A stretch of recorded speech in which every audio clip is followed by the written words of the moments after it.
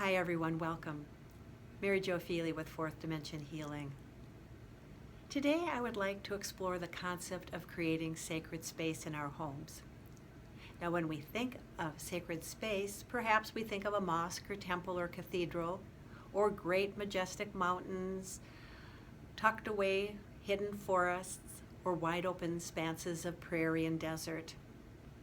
The reality is all of those spaces are sacred, for all of them invite us to slow down, open our hearts to wonder, and pause. When we create sacred space in our home, we are creating space that allows us to do the same thing.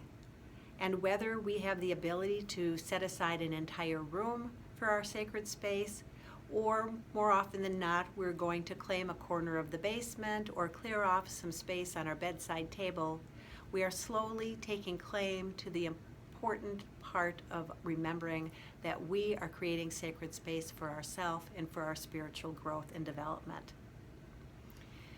When I think of creating sacred space, there are a few things that I'd like to offer that are suggestions that you may want to think about that might be helpful as you create or add to your space. One thing that I find really helpful when I'm starting to shift out of my ordinary day-to-day life and into a more quiet space is to have some kind of a sound that is actually going to help me shift. And for example, with a singing bowl, I can invite it to sing in two ways. One, by striking it,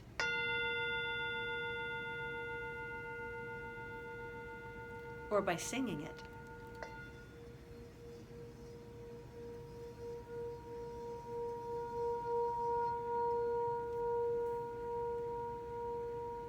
The important thing, if we're using vibrations in this way, is to allow the sounds to stop.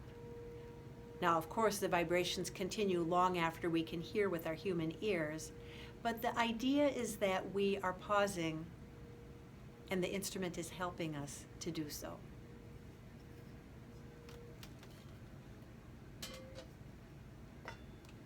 I also use tingchas, which are a form of chime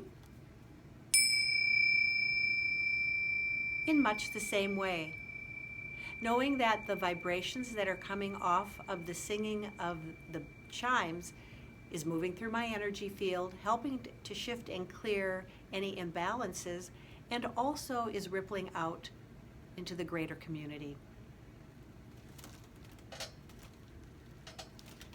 One thing you may want to consider adding to your sacred space is any kind of a ritual object that you have used and find very helpful for you. For example, there are many wisdom and faith traditions that use some kind of a bead to count prayers, to count blessings, and to count well wishes and intentions. So whether it is a mala from the Eastern wisdom traditions or a rosary or any other kind of way that you find as a ritual tool to support you, absolutely include that in your sacred space. Some people like to smudge, which is essentially taking a bundle of dried herbs that have been tied together with some string and lighting one end and allowing the smoke to clear the space like incense. It's a wonderful way to set the space into a place that's set apart from the day-to-day bustle of life. Now, of course, not all of us can use smudging sticks in our homes because if we live in an apartment with a lot of sprinkler system heads, we are not going to want to have any risk that that's going to cause any issue. So using essential oils, either applied on or around your body, or diffusing it into the space is another way to bring plant product healing properties into your sacred space. Perhaps you'd like to think about having some kind of reading material. Perhaps you have some kind of a common prayer book. Here's an example of one that reflects many, many different kinds of prayers and blessings from many traditions. Another option is that there are many, many authors and opportunities to learn and explore and expand your spiritual awareness and your spiritual learning, which all, of course, deepens our spiritual practice. So having something like that might be helpful.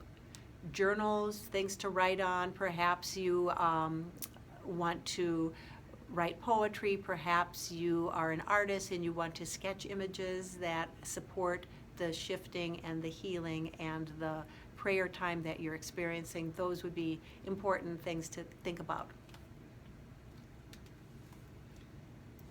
Some people find bringing some kind of a stone or a crystal into their sacred space to be something that they really enjoy.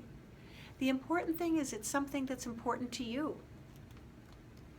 If you have a handful of marbles, a turkey feather, and some sticks that one of the neighbor kids gave you that you love, that sounds like it would be wonderful to add perhaps to your sacred space. So essentially, when it gets right down to it, sacred space is setting aside a space for us to pause, to slow down, to open to wonder, and to be still. And as we do this work day after day after day, we are going to begin to notice that that space is beginning to shift. It's taking on a little different frequency than other spaces within the home, and that's wonderful. And then it won't be long, and we begin to notice that we're carrying that space with us. That space is within us, and that space is with us wherever we go. So however your sacred space in your home looks is absolutely and entirely up to you. It's important to let those with whom you may live with, to let them know when you're going into your private space. Turn off your technology, silence your phone, and allow yourself to be still and open to the wonders of grace, peace, and love. Many blessings to you as you explore and deepen your spiritual growth, your spiritual healing for yourself, of course, and for all beings. Be well.